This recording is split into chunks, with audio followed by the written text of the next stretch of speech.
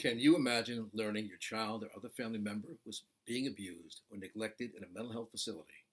The government knew about it, and there was nothing you could do.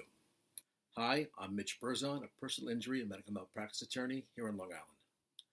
A recent change in New York law could be a literal game changer for you and your family if you have a loved one that has spent time in a state operated or state sanctioned mental health facility. Please join me for the next few minutes and learn how New York is finally allowing families to seek justice when some of the state's most vulnerable residents are harmed.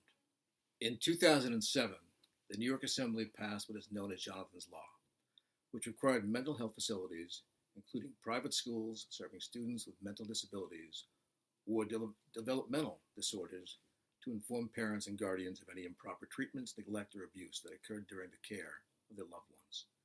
Prior to this law, a great deal of abuse in New York's mental health facilities went unreported, known only to the perpetrators of the abuse and to the victims.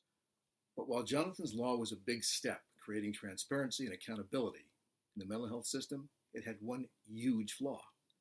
Even though families received written statements acknowledging abuse, they were not allowed to share this information with anyone or use it in any way. The reports were not admissible as evidence in court and thus could not be used in civil cases against healthcare providers regarding abuse.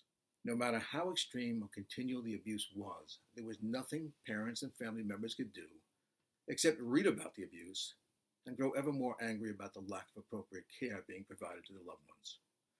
A new bill was just signed into law by Governor Cuomo that changes things completely. Now, not only do parents and other guardians receive written reports detailing errors in care and instances of abuse and negligence, but they're allowed to use and disclose the contents of these reports to attorneys and to courts in an effort to right injustices and receive compensation for abuse. It's frustrating and a little more mind-boggling that it took so long for this law to be passed, but it's encouraging that the state of New York is finally moving towards real accountability when it comes to mental health. If you have a family member that was neglected or abused by mental health care professionals and thought your hands were tied, they're not. Please give us a call today at 631-265-6300. Visit our website at bsb-lawyers.com. We help people in similar situations like yours every day. That's why we're here. Once again, I'm Mitch Berzon. Thank you for listening.